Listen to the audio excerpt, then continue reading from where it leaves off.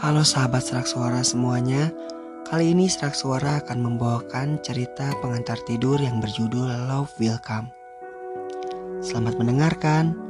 Tapi sebelum mendengarkan, alangkah baiknya jika kalian mensubscribe channel ini ya, sebagai bentuk semangat untuk Serak Suara. Yuk kita mulai ceritanya. Love Will Come. Mentari kembali menampakkan cahayanya. Cahaya yang begitu terang itu masuk melalui celah-celah tirai putih itu, membangunkan seorang gadis yang tengah terlelap dalam tidurnya. Gadis berambut hitam panjang itu tidur dengan lelapnya. Setelah semalaman ia terjaga, pintu kamarnya terbuka, menampakkan seseorang yang berusia paruh baya itu. Seseorang itu menatap gadis itu dengan penuh kasih sayang. "Sayang, ayo bangun. Pak Hyunmi, ayo bangun. Ini adalah hari pernikahanmu, bukan?" Gadis itu bernama Park Hyunmi. Ya, dia terjaga semalaman karena begitu gelisah memikirkan tentang pernikahannya. Pernikahannya dengan orang yang belum ia kenal lebih jauh dan hanya ia temui beberapa kali sebelumnya. Gadis itu, iya, dia dijodohkan oleh ibunya. Oma, aku sangat mengantuk. Aku baru saja tidur." Ais gadis ini. "Ayo bangun. Kita akan terlambat bangun untuk bersiap-siap. Bangun dan mandi. Oma tunggu di bawah." Nek. Omaku sayang." Dengan terpaksa, Hyunmi beranjak dari tidurnya. Dia memantapkan dirinya untuk menghadapi masa depan dan keputusan yang telah ia ambil. Waktu berlalu begitu saja. Saat ini Hyunmi sudah dalam balutan gaun pengantin yang begitu sederhana, namun tetap indah untuk dilihat. Gaun putih tulang itu sangat pas dengan tubuhnya yang putih dan bisa dikatakan bagus itu. Ditambah lagi dengan riasan wajah yang sederhana dan natural. Hari ini dia cantik. Hyunmi berjalan di altar dengan menggenggam tangan ayahnya dengan sangat erat. Sungguh dia sangat gugup dan penasaran bagaimana dengan rupa suaminya itu. Hyunmi sempat melihatnya dari foto dan beberapa pertemuan mereka. Kesan pertama saat melihatnya adalah lelaki itu, dia tampan. "Kuserahkan dia kepadamu. Kumohon perlakukan dia dengan baik dan jaga serta cintai dia dengan tulus," ucap ayah Hyunmi. "Ya, aku akan berusaha." Lelaki itu dan meraih tangan Hyunmi lembut. "Bagaimana? Kalian siap?" kata pendeta. "Ya, kami siap," balas keduanya. Pernikahan telah diadakan. Seperti biasa, sang suami mencium istrinya. Lelaki itu bernama Kang E-chan. Lelaki tinggi itu sekarang menyejajarkan posisinya dengan Hyunmi. Ia mulai mendekat dan mencium kening istrinya singkat. Mata mereka bertemu dengan senyum tipis dari Eum-chan. Hyunmi gadis itu hanya terkejut dibuatnya, dan para hadirin bertepuk tangan dengan bahagianya. Terlebih kedua orang tua mereka. Hari setelah pernikahan, Hyunmi melemparkan tubuhnya ke kasur dengan gusar. Begitu lelah untuk hari ini, di mana dia menjadi pengantin yang cantik bagaikan mimpi. Tapi nyatanya itu bukan mimpi. Apa yang harus aku lakukan saat ini? Terasa canggung. Ini pertama kalinya aku berada di rumahku sendiri. Rumah baru sebagai pengantin. Hyunmi terus berceloteh tentang hari ini sambil menatap langit-langit kamar barunya. Celotehnya terhenti dan matanya terfokus pada satu titik.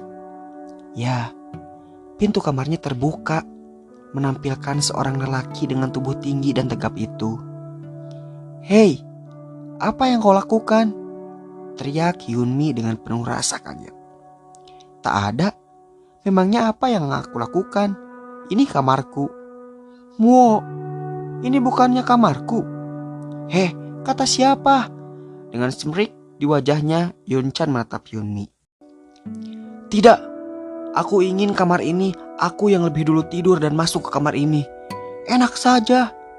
Dengan tangan lipat di dada, Yeon-chan mendekat perlahan ke arah Hyunmi, membuat gadis itu merinding di buatnya. Apa kau akan tidur di sini? Tanya Hyunmi. Iya. Cepat keluar. Oh, atau kau ingin tidur denganku? Tegas Yeon-chan. Ais, aku tak ingin tidur denganmu. Aku akan tidur di sini karena aku menginginkan kamar ini. Terserah saja. Aku mau tidur duluan. Yeon-chan dengan segera berbaring dekat Hyunmi dan mulai memejamkan matanya. Hyunmi yang tadinya kesal menjadi reda karena rasa kantuk yang menyerangnya. Dia terlelap di samping Yeon-chan. Tanpa terasa, pagi pun mulai datang. Mentari dan cahaya yang begitu indah masuk melalui celah-celah sehingga mengganggu pasangan baru ini tanpa permisi. Hyunmi tidur dengan memeluk suami barunya itu dan begitu pun sebaliknya. Sungguh itu tanpa mereka sadari. Begitu banyak hari yang mereka lalui, tak terasa pernikahan mereka sudah menginjak 6 bulan, dihitung sejak hari pernikahan mereka. Keduanya sungguh sangat sibuk, namun kesibukan tidak membuat keduanya menjauh. Keduanya sungguh semakin akrab. Sekarang mereka sudah dapat menerima satu sama lain. Meski tak belum dapat dikatakan keduanya menjalin cinta, untuk saat ini keduanya hanya bersahabat. Entah kapan Dewi Cinta akan menembakkan panah asmaranya kepada keduanya. Butuh waktu yang panjang. Mungkin Kang Yeon-chan, cepat bangun, kau akan telat bekerja. Teriak Hyunmi untuk membangunkan Yeon-chan. Yeon-chan sangat sulit untuk bangun. Kang Yeon-chan! Tepat di telinga Yeon-chan. Ah, Pak Hyunmi, aku baru saja tidur 2 jam yang lalu. Lalu, kau tak mau kerja? Aku akan ambil cuti hari ini. Sudah sana pergi, jangan ganggu aku. Dengan bermalasan, pria yang menjadi suaminya itu pun membelakangi Hyunmi dan menutup tubuhnya dengan selimut. Baiklah, terserah kau saja. Aku akan membereskan rumah. Jika ingin sarapan sudah aku buatkan. Jangan ganggu aku. Pergi meninggalkan Yeon-chan. Kring, kring, kring, kring. Halo? Dengan kediaman Kang Yeon-chan. Ah, Hyunmi ya? Emma Nim. Anakku sudah berangkat kerja. Tidak. Dia mengambil cuti hari ini karena lelah. Begitukah? Kau sedang apa, nak? Oh, aku sedang merapikan rumah. Baiklah. Ayo Oma tutup dulu ya. Nih Oma. Setelah siap dengan pekerjaan rumahnya, Hyunmi kembali ke kamar dan menemui suaminya yang masih tertidur dengan lelapnya. Sudah siang masih tidur. Akan kubuka tirainya, serunya, dan membuka tirai di kamarnya membuat cahaya mentari masuk dan mengganggu tidur suaminya. Ah, ya, Hyunmi, shh, rapatkan kembali. Enak saja, ini sudah siang, cahaya matahari harus masuk. Ais, mengganggu saja. Kenapa kau tidak pergi kerja saja? Aku sedang libur, jawab Hyunmi santai dan membuat Hyunmi duduk di samping Yeon-chan yang tengah berbaring dengan mata sipit yang melihat cahaya matahari. Yeon-chan, shh, tak ingin sarapan? Hei, cuma ingin bertanya. Aku sangat bosan jika tak bekerja. Sebab itu, kau menggangguku ya? Tidak seperti itu. Keduanya pun terdiam, tanpa tahu mereka melanjutkan kalimat apa. Sehingga batuknya Yeon-chan lah yang menghentikan keheningan di antara mereka. Hyunmi, shh. Bagaimana kalau malam ini kita pergi dinner? Mau tidak? Kalau tidak, mau ju. Aku mau. Baiklah, nanti jam 7 kita berangkat. Memangnya kita mau dinner di mana? Tunggu dulu. Kenapa kau mengajakku dinner? Ah, apapun alasanmu, aku tetap senang. Gomawoyo. candlelight dinner. Eo-chan memilih untuk menyiapkan candlelight dinner untuk Hyunmi. Eo-chan juga menyewa tempat tersebut agar dia dan Hyunmi dapat berbicara serius. Wah, ini sangat indah. Kau sendiri yang menyiapkan, Eo-chan? Iya, sebenarnya aku ingin membuat situasi yang nyaman. Ada yang ingin aku tanyakan. Hyunmi tampak mengerutkan keningnya. Dia sungguh bertanya-tanya apa yang akan ditanyakan oleh Eo-chan. Hyunmi sangat penasaran. Tanyakan saja. Jika aku bisa, aku akan menjawab semampuku. Hyunmi, sebenarnya aku ingin tahu apa alasanmu memilih untuk menikah denganku. Mungkin karena aku ingin Eomakku bahagia. Lalu bagaimana denganmu? Mungkin sama. Apa kau memiliki wanita lain? Sungguh, aku ini sangat pencemburu. Jika kau tak menyukaiku atau mencintaiku tak apa. Tapi ku mohon, jika kau ingin berselingkuh jangan sampai aku tahu. Aku akan sangat sakit. Aku mungkin akan membencimu selamanya. Tidak, aku bukan tipe pria seperti itu. Aku adalah orang yang setia. Aku hanya akan sekali menikah dan hanya akan sekali mencintai seorang yang kupilih dengan tulus. Lalu, kau akan tetap menikah denganku. Jadi, siapa yang akan kau cintai sampai akhir? Engkau, Eomi. Hyunmi terdiam mendengar jawaban terakhir dari Eo-chan. Sungguh ia merasa Eo-chan sangat romantis malam ini. Dia sedikit terkesan dan membuat jantung Hyunmi berdegup sangat kencang. Kau sangat romantis sekali, Eo-chan. Dengan tertawa canggung, Hyunmi meminum air mineral di depannya. Hyunmi berdiri dan beranjak dari kursinya. Aku akan segera kembali. Aku mau ke toilet dulu. Baiklah. Kau mau makan apa? Aku akan pesankan. Sama saja denganmu. Beberapa saat kemudian, maaf ya jika sedikit lama. Iya, baiklah. Ayo kita makan. Tiba-tiba Hyunmi merasa sangat mual dan merasakan perutnya seperti diaduk-aduk begitu kencang. Kau kenapa? Tidak enak badan? Entahlah, sejak datang ke sini menjadi tak karuan. Mungkin aku masuk angin. Mau pergi cek ke dokter? Baiklah, tapi makanannya belum kita makan. Kan sayang-sayang, ini kan mahal. Ya sudah, nanti akan kusuruh pelayan membungkusnya. Kau ke mobil duluan ya. Aku akan menyusul setelah membayar. Iya. Hyunmi menunggu di mobil. Setelah waktu yang cukup lama, sekitar 15 menit, akhirnya Eo-chan datang dan membawa mobil menuju rumah sakit untuk Hyunmi berobat. Setelah sampai, mohon tunggu sebentar ya tuan, Nyonya, kata salah seorang suster. Begitu banyak orang yang sakit hari ini, dan rumah sakit menjadi sangat penuh, serta membutuhkan waktu yang cukup lama untuk mendapatkan giliran pemeriksaan. Hingga saatnya pemeriksaan. Nyonya Kang Hyunmi, ayo kita masuk. Hyunmi dan Eo-chan mengikuti perawatan itu masuk ke dalam ruang dokter. Apa yang terjadi? Aku rasa aku masuk angin, dok. Baiklah, mari kita periksa. Dokter pun memeriksa keadaan Hyunmi yang semakin lemas itu. Hyunmi dia seperti seorang yang tak bertenaga. Dan dokter pun selesai meriksa Hyunmi. Istri Anda baik-baik saja, tuan. Dia sehat dan janin yang dikandungannya pun sehat. Tunggu dulu. Apa yang kau maksud? Benar. Istri Anda sedang mengandung 10 minggu. Selamat ya tuan dan Nyonya Kang. Benarkah aku hamil? Hyunmi tampak tak percaya dengan semua itu. Tanpa terasa air matanya mengalir dan Eo-chan memeluknya dengan sangat lembut dan penuh dengan rasa yang sangat sulit untuk dijelaskan. Kang Eo-chan lelaki itu, dia juga menangis. Baiklah dokter, terima kasih. Jagalah istri Anda dengan baik. Ya pasti. Hyunmi dan Eo-chan keluar dan menuju rumah untuk pulang.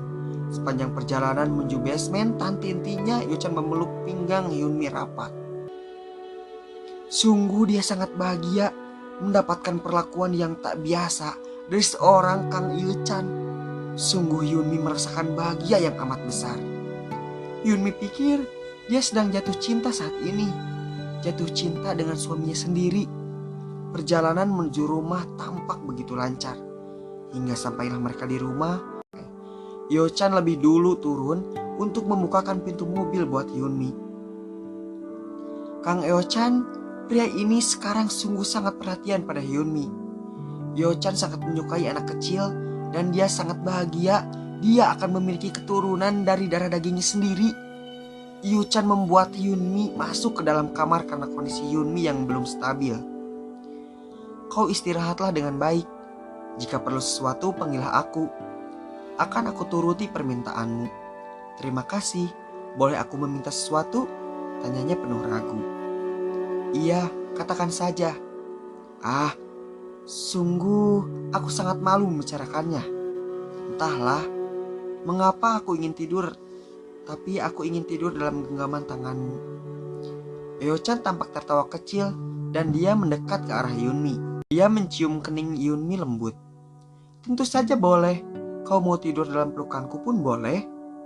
Hyunmi tampak tersipu dengan jawaban Eo-chan. Entah kenapa dia semakin menyukai suaminya itu. Sepanjang malam, Hyunmi terus tidur dengan menggenggam tangan Eo-chan. Eo-chan pun tak keberatan dan dia merasa sangat-sangat ingin selalu berada di sisi Hyunmi. Dia merasa sangat ingin untuk selalu menjaga Hyunmi dan anaknya. Hari demi hari berlalu. Bulan demi bulan pun berganti. Tak terasa, kandungan Hyunmi sudah menginjak bulan ke-9. Bulan ini merupakan bulannya Hyunmi melahirkan. Dia sungguh sangat cemas dan gugup. Namun, sifat dan sikap positif dari suaminya membuatnya membuang jauh-jauh tentang prasangka buruk yang akan terjadi. Opa, kau sudah pulang? Mana pesananku? Ini aku membawakannya beboki, permen tipis dari gula khas Korea. Bukan? Akhirnya permenku datang. Loh, kau tak mengharapkanku pulang? Hahaha, bukan begitu. Hanya saja aku sangat ingin makan beboki. Hyunmi dan Eo-chan pun tertawa dan saling berbagi beboki. Hyunmi terdiam seketika. Dia memandangi wajah tampan Eo-chan. Sungguh dia sangat bersyukur suaminya sangat sempurna untuknya. Hyunmi sangat mencintai Eo-chan, begitupun sebaliknya. Eo-chan selalu ingin pulang lebih awal agar dapat bersama lebih lama dengan Hyunmi. Ayo masuk, udara semakin dingin. Nih, di malam hari, keduanya sedang bersandar di papan ranjang tidur mereka. Mereka saling bertukar cerita hingga Hyunmi tertidur. Hyunmi masih menggenggam tangan Eo-chan untuk tidur. Itu sudah menjadi kebiasaan yang wajib dia lakukan. Waktu menunjukkan pukul 3 KST, Korea Standard Time. Hyunmi terbangun dan membelakakan matanya ketika dia merasakan perutnya berkontraksi. Sungguh rasanya sangat sakit. Hyunmi ingin sekali berteriak namun rasa sakit membuatnya tak bisa berteriak. Hyunmi melepaskan genggamannya. Rasakan tangannya Hyunmi melepaskan genggamannya. Opa, ucap Hyunmi lirih. Eo-chan merasakan sesuatu yang tak bagus. Dengan segera ia menyalakan lampu kamar. Di saat itu pun Eo-chan melihat Hyunmi sedang menahan sakit dengan keringat di sekujur tubuhnya. Dengan seketika Eo-chan menggendong Hyunmi dan membawanya ke rumah sakit terdekat. Sesampainya di rumah sakit, Eo-chan tak lupa menelepon orang tua mereka. Saat Hyunmi sedang di ruang persalinan, Eo-chan menemani Hyunmi dengan setianya sambil menggenggam tangannya Hyunmi. Hyunmi terus berjuang melahirkan anak mereka. Membutuhkan waktu yang panjang hingga akhirnya dia berhasil melahirkan anak mereka. Opa, aku berhasil. Terima kasih, aku mencintaimu. Terima kasih sudah mau menjadi ibu dari anakku. Sungguh aku sangat bahagia. Kau yang menjadi ibu dari anakku. Aku pun terima kasih. Kau sudah mau menjadi suami dan mencintaiku. Aku juga mencintaimu. Kelahiran seorang anak laki-laki itu disambut haru oleh kedua keluarga besar. Sungguh ini adalah hal yang paling membahagiakan. Terlebih Untuk Yu-chan dan Hyumi, kehidupan mereka yang sederhana dan hangat semakin lengkap dengan kehadiran Kang Yu-chan, anak pertama mereka. Hyunmi dan Yu-chan, mereka semakin saling mencintai dan berusaha melindungi satu sama lain. Kehidupan mereka sudah sangat lengkap. Cinta tak perlu mencintai dari awal untuk bersama.